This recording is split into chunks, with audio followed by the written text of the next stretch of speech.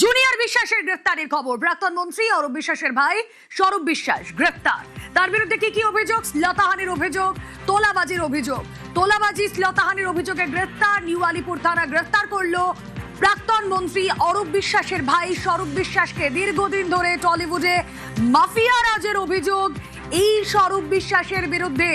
গ্রেফতার জুনিয়র বিশ্বাস। কথা বলবো সরাসরি, প্রতিনিধি ইরন রায় বর্মন রয়েছেন সঙ্গে। ইরন, দেখো, অরূপ বিশ্বাসের ভাই রাজ্যের প্রাক্তন ক্রীড়ামন্ত্রী, তার ভাই স্বরূপ বিশ্বাস, যদিও সরকারিভাবে তিনি কোনো মন্ত্রী বা কাউন্সিলর ছিলেন না, তার স্ত্রী জুই বিশ্বাস কাউন্সিলর ছিলেন, কিন্তু সবাই জানতো বা সবাই জানেন যে স্বরূপ বিশ্বাসের ভাই অরূপ বিশ্বাস কার্যত টলিউডটাকে নিয়ন্ত্রণ করতেন।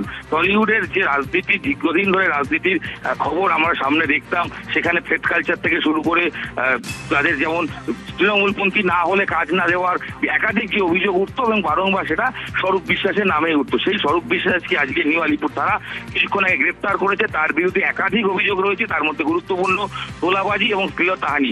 যেটা জানা যাচ্ছে, এক মেকআপ আর্টিস্ট টলিউডের, তিনি তার বিরুদ্ধে শ্লীলতাহানির অভিযোগ করেছেন, এছাড়াও তোলাবাজির অভিযোগ। এই একাধিক অভিযোগের ভিত্তিতে ইতিমধ্যে নিউ আলিপুর থানা তাকে স্বরূপ বিশ্বাসকে গ্রেপ্তার করেছে। কিছুক্ষণ আগে তাকে থানায় নিয়ে আসা হয় এবং বর্তমানে তাকে থানা থেকে নিয়ে গিয়ে মেডিকেল করতে নিয়ে যাওয়া হয়েছে। আগামীকাল তাকে কোর্টে তোলা হবে। ইতিমধ্যেই যখন এই স্বরূপ বিশ্বাসের গ্রেপ্তারের খবর সামনে আসে, তখন এলাকাবাসী তারা কিন্তু নিউ আলিপুর থানার সামনে চলে আসেন এবং সেখানে তারা বিক্ষোভ দেখাতে শুরু করেন। তাদের মূল দাবি হচ্ছে এই সুরুচি সংঘের যে পুজো, সেই পুজোকে কেন্দ্র করে এলাকায় দাদাগিরি করতেন, এছাড়াও তোলাবাজি এবং শ্লীলতাহানির উপরন্ত অভিযোগ তার বিরুদ্ধে করছেন যারা বিক্ষোভ দেখাচ্ছেন এবং বলছেন যে যেখানে যে সুরুচি সংঘের যে মাঠ, যে মাঠে পুজো হয় বলে সবাই জানেন, সেই মাঠ সারা বছর কেন ঘিরে রাখা হতো। তাদের দাবি ভেতরে একাধিক রুম রয়েছে, যে রুম খারাপ কাজে বা অশ্লীল কাজের জন্য ব্যবহার করতেন এবং ফেট কালচার চালাতেন সেই রুম থেকে স্বরূপ বিশ্বাস। এবং থানায় যারা এসেছেন তারা দাবি তুলছেন, শুধু স্বরূপ বিশ্বাস নয়, তাদের দাবি যে অরূপ বিশ্বাসের নামেও তারা অভিযোগ করছেন, জুই বিশ্বাসের নামে অভিযোগ করছেন এবং সবাইকে গ্রেপ্তার করতে হবে এই দাবি তারা জানাচ্ছেন। তো ইতিমধ্যেই স্বরূপ বিশ্বাস তাকে গ্রেপ্তার করা হয়েছে। তার বিরুদ্ধে তোলাবাজি এবং শ্লীলতাহানির অভিযোগ রয়েছে। এই অভিযোগ পাওয়ার পরেই ইতিমধ্যে নিউ আলিপুর থানা স্বরূপ বিশ্বাসকে গ্রেপ্তার করে এবং তাকে এই মুহূর্তে মেডিকেল করতে নিয়ে যাওয়া হয়েছে। আগামীকাল কোর্টে প্রডিউস করা হবে। স্বরূপ বিশ্বাস, যাকে কোনো পদে না থাকলেও টলিউডের বাদশা হিসেবে পরিচিত, তার কথায় চিল চলতো, তার কথাতেই বলা হতো টলিউডে কে কাজ পাবে কে কাজ পাবে না, এরকম অভিযোগ বিভিন্ন সময় টলিউডের যারা বিক্ষুব্ধ ছিলেন বা যারা কাজ পেতেন না তারা বিভিন্ন সময় অভিযোগ করেছিলেন, কিন্তু কখনোই আগের সরকারের আমলে সেই অভিযোগ তারা কখনো গুরুত্ব পেতেন না বলে বারংবার তারা জানিয়েছেন। এবং তাদের যে ক্ষোভ ছিল যে স্বরূপ বিশ্বাস টলিউডে রাজনীতি করতেন, শুধু রাজনীতি নয়, স্বরূপ বিশ্বাসের মূল বিষয় যে ছিল তিনি নাকি সবসময় দলবাজি করার কাজ এবং যারা শাসকের পক্ষে তারাই কাজ পেতেন। একাধিক অভিযোগ বিভিন্ন সময় টালিগঞ্জে আমরা দেখেছি, টলিউড পাড়ায় যে স্বরূপ বিশ্বাসকে কেন্দ্র করে বিভিন্ন সমস্যা এবং নিশ্চয়ই ফিল্ম জগতের একাধিক অভিনেতা অভিনেত্রী আছেন যাদেরকে কার্যত ব্যান কালচার চালু করেছিলেন স্বরূপ বিশ্বাস। নিজে অভিনয়ের সঙ্গে যুক্ত না হলেও কার্যত তার হাতেই টলিউড নিয়ন্ত্রিত হতো এবং যারা অভিযোগ করেন তারা বলতেন যে অরূপ বিশ্বাসের মদতেই স্বরূপ বিশ্বাস নিজের কার্যকলাপ চালাতেন। সেই স্বরূপ বিশ্বাসের বিরুদ্ধে একাধিক সময় বিভিন্ন অভিযোগ সামনে এসছে, কখনো থ্রেট কালচার, কখনো তোলাবাজির অভিযোগ, শ্লীলতাহানির অভিযোগ এবং একাধিক অভিযোগ তার নামে ছিল।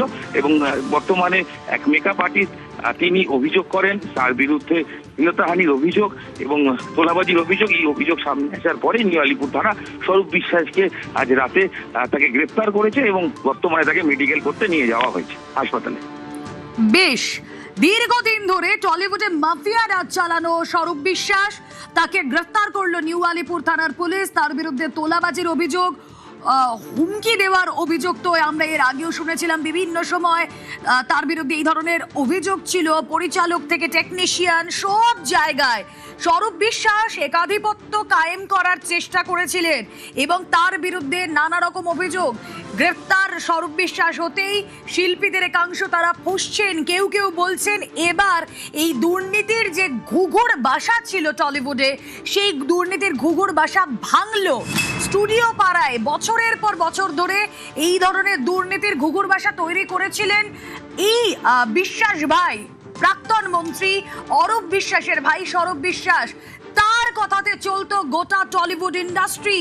কেউ স্বাধীনভাবে কাজ করতে পারতেন না, কারণ ব্যান কালচারের মধ্যে পড়তে হতো, প্রতি মুহূর্তে থ্রেটের ভয় থাকতো। আর এই স্বরূপ বিশ্বাসকে গ্রেফতার করার পরই থানার বাইরে চোর চোর স্লোগান উঠেছে। নিউ আলিপুর থানার ছবি আপনাদেরকে দেখাচ্ছি আমরা, সহকর্মী অনুপ রয়েছেন সঙ্গে। অনুপ, ইতিমধ্যে স্বরূপ বিশ্বাস তাকে গ্রেপ্তার করা হচ্ছে। তাকে যেমন একাধিক ধারায় তার বিরুদ্ধে মামলা রুজু করা হচ্ছে নিউ আলিপুর থানার পক্ষ থেকে। এক মেকআপ আর্টিস্ট মূলত তিনিই কিন্তু এই অভিযোগ দায়ের করেছেন এবং অভিযোগের পরবর্তী ক্ষেত্রেই তাকে ইতিমধ্যে আজকে কিছুক্ষণ আগে গ্রেপ্তার করা হয়েছে এবং আজকে মেডিকেল করানো হচ্ছে। আগামীকাল তাকে হেফাজতে নেওয়া হবে কোর্টে তোলার পরবর্তী ক্ষেত্রে। তার বিরুদ্ধে তোলাবাজি থেকে শুরু করে শ্লীলতাহানি, অন্যদিকে অস্ত্র আইনে মামলা রুজু করা হয়েছে। এই অরূপ বিশ্বাসের ভাই স্বরূপ বিশ্বাসের বিরুদ্ধে কিন্তু অভিযোগ নতুন নয়, এর আগে একাধিক অভিযোগ ছিল। কিন্তু শাসক দল তারা তখন ক্ষমতায় ছিল, তৃণমূলের তার দাদা তৃণমূলের মন্ত্রী ছিলেন, সেই কারণে কিন্তু তাকে কেউ পুলিশ থেকে ছুতে পারেনি। কিন্তু ক্ষমতার যে পালাবদল তার পরবর্তী ক্ষেত্রে ইতিমধ্যেই অরূপ বিশ্বাসের ভাই স্বরূপ বিশ্বাস তাকে গ্রেপ্তার করা হলো।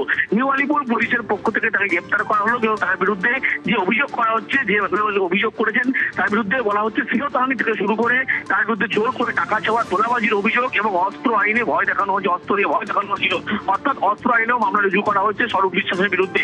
এই স্বরূপ বিশ্বাস কিন্তু যে প্রভাব খাটাতো, একাধিকভাবে জোর করে প্রভাব খাটাতো, তার দাদা অরূপ বিশ্বাস মন্ত্রী ছিলেন, সেই প্রভাব দেখিয়ে কিন্তু প্রভাব খাটাতেন এবং টেকনিশিয়াল যে স্টুডিও পাড়া সেখানেও কিন্তু একাধিক প্রভাব খাটাতেন।